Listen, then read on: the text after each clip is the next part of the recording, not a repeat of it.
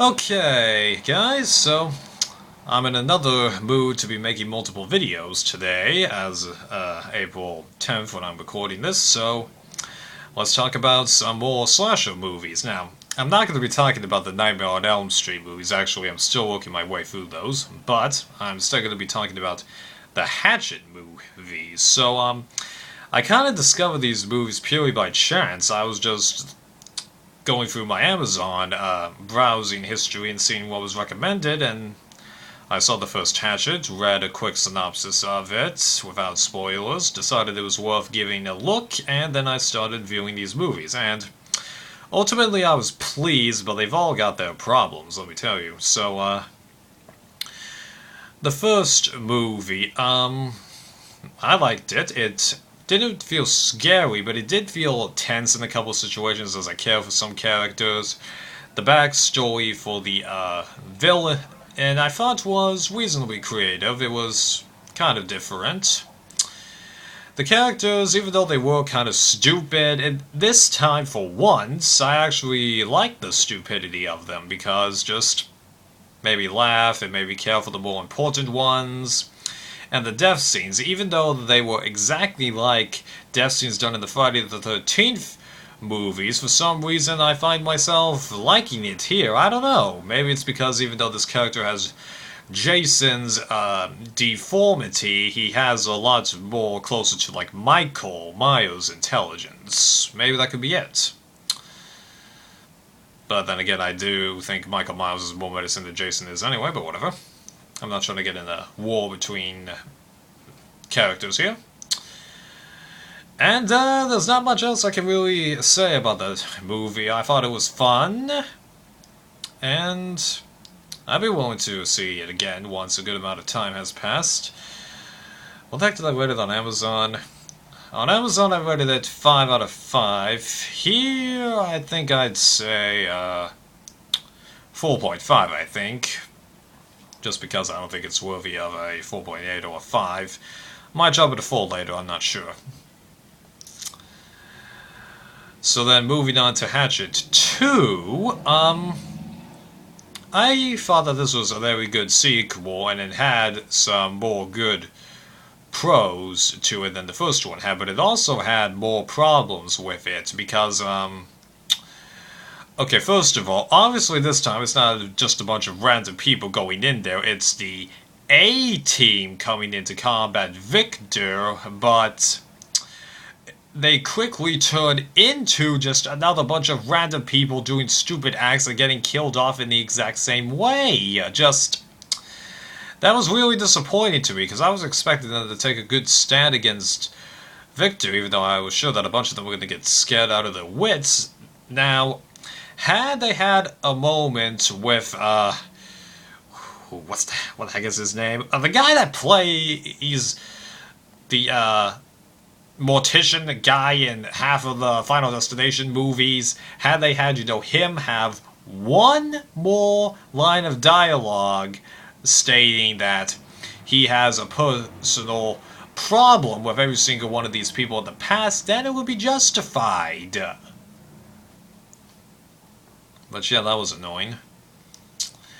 And another thing that was annoying was the change in actors. No. I love Danielle Harris as much as the next guy, okay, but I can't help but notice that there was a big change in her character in this movie, because this version of Mary Ellen or Anne, I can't remember what it is now, felt a lot more emotionally impulsive and vulnerable, whereas in the first one, she was a lot more grounded, although she did break down when she saw her dead family members, but most people would, so I kind of hate the change in actors, and honestly, I was fine with the actor in the first one, so I just wish they hadn't changed actors, but I would have been fine with either actor, trust me.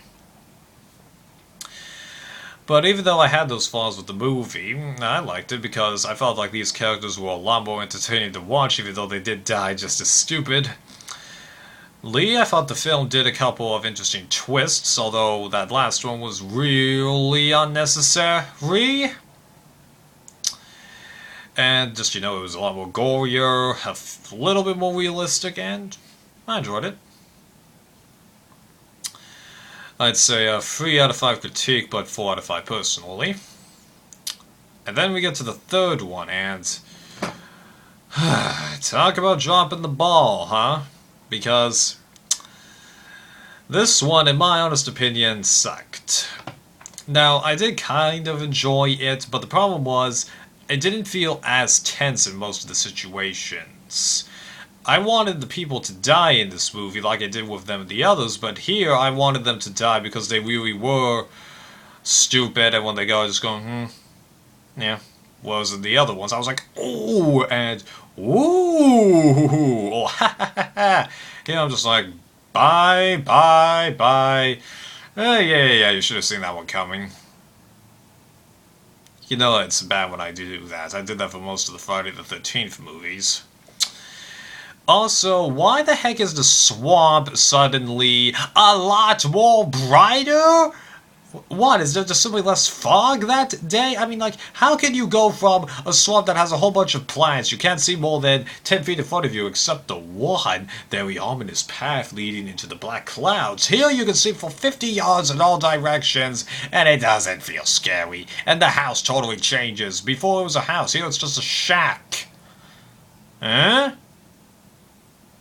Stupid! And even Mary Ann or Ellen in this movie, I honestly didn't like her that much. Seriously! And it's again a change in acting because Danielle Harris suddenly has a lot more less emotion exterior and is just like, oh yeah, screw you, I've been through hell and I've gotten out of it, just come on, really? And Danielle Harris is playing her in back-to-back films now, so come on. So, I think that summarizes it up, and then as for what did I think of that ending, part of me likes it, part of me doesn't. Because, who knows, you actually could conceivably make something of a sequel to this one, although this one was a heck of a lot harder than the other one, because, okay, it stands to reason that it is possible that the heroine is somehow able to get away from the killer at the end of the first one, and that's exactly what they did, but in the second one, she had blown his head completely. So, come on! You know, too personally free critique. I don't know why I'm giving it free critique, but yeah. Now, I'm not saying that it isn't possible to enjoy this third one. Many of you will, but I didn't. I'll freely admit, I actually don't plan on buying this one. The first two, I might buy. So I think that summarizes my thoughts on this trilogy. Catch you guys next time.